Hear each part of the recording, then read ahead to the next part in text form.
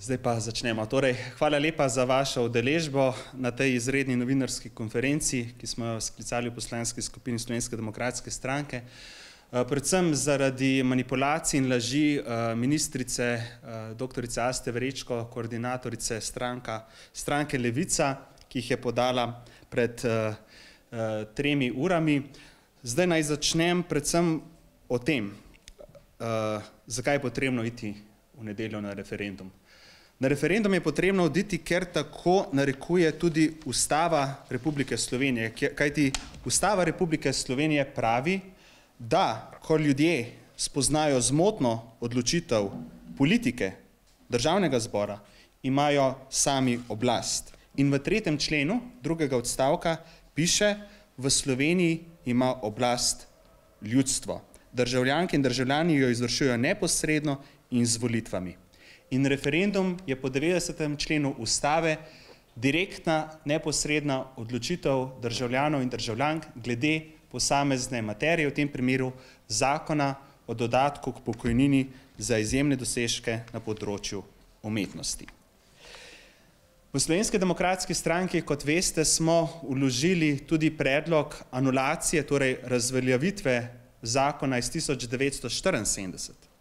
In zagotovo je volja ljudi, ki bodo odšli v nedeljo 11. maja na referendum, da se prekine s privilegiranimi pokojninami, da se prekine s temi dodatki.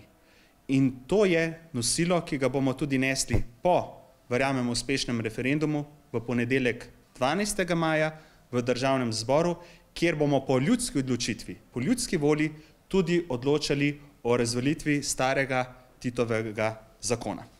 Zdaj pa bi se rad na tej novinarski konferenci dotaknil laži in manipulacij,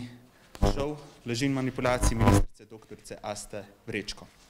Sama je dejala, da se po spisu 2, ki ga je sprejela Janševa vlada leta 2012, brez glasu proti seveda potrdil Državni zbor decembra tistega leta, avtomatsko dedujejo te pokojnine.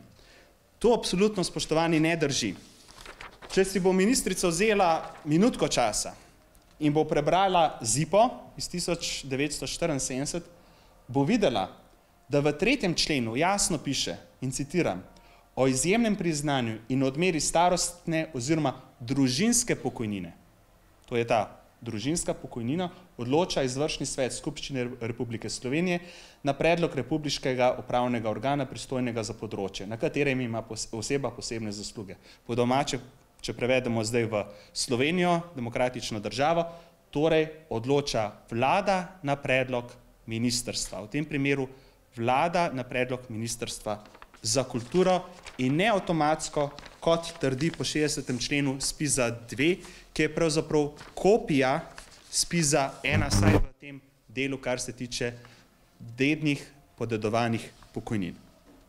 Naslednja laž, ki jo je izrekla ministrica, dejala je, da umetnike in umetnice vplačujejo v pokojninsko blagajno. To deloma drži. To so tisti umetniki in umetnice, ki so samozaposleni, ki imajo SP-je, ki so javni uslužbenci, vendar je izpustila pomembno skupino. To so pa samozaposleni v kulturi. In po podatkih, ki jih je sama posredovala ministrica, na pisno poslansko vprašanje kolegice Alenke Jeraj z dne 11. aprila, je bilo na dan 20. marca letošnjega leta takšnih oseb 3185, katerim pa država, torej davkoplačevalci, plačujemo prispevke za socialno varnost, pa kar 2196 in za teh 2196 je šlo v letu 2024 slabih 13 milijonov evrov davkoplačevalskega denarja. Kaj to pomeni? Nov zakon bo omogočal, da ljudje, umetniki, ki niso plačali centa ali evra v svojem življenju, ker so bili vrhunski, po mnenju ministrstva, bodo sedaj upravičeni do dodatkov med 1000–2000 evrov vsak mesec. Spoštovani, to je norčevanje iz delovnih ljudi, ne nazadnje tudi iz študentov, iz mladih, ki preko bruto plače, ki jo prejmejo, morajo odšteti nekaj tudi za SPIZ. Mislim, da okoli 15%. In tudi to je eden izmed razlogov, zakaj smo proti takšnemu zakonu. Še ena pomembna stvar. Vlada Roberta Goloba je dejala pred dobrima 2 letoma, da je vložila zakon, ki ukinja dopolnilno zdravstveno zavarovanje. To smo hitro spoznali s 1. januarjem 2024, da ga je le preoblikovala v obvezen zdravstveni prispevek, ki trenutno znaša 37,17 evrov za vse državljane in tudi za vseh 651 tisoč upokojencev. Razen, spoštovani, za samozaposlene v kulturi, ki jim plačujemo davkoplačevalci. In dokaz najdete na spletni strani. Tu je primer, tabele sicer iz marca 2025, kjer vidite v četrti vrstici obvezni zdravstveni prispevek, ki ga plačujemo ne glede na to, kakšna je plača oziroma v kakšen plačni razred bi ta samozaposlen v kulturi spadal. Naprimer, tukaj imamo 60% povprečne plače ali pa 3,5-kratni. Vedno, torej vsem tem 2196 država, Ministrstvo za kulturo plačuje obvezni zdravstveni prispevek, za katerega je vlada prej trdila, da ga je ukinila. Ja, ukinila ga je za samozaposlene v kulturi. In spoštovani, dragi državljani in državljanke, spoštovani novinarji, kako lahko to razumemo kot norčevanje iz delovnih ljudi, iz upokojencev? Približno 5% prej ni plačevalo dopolnilnega zdravstvenega zavarovanja, oziroma predvidevamo, da so bili to upokojenci.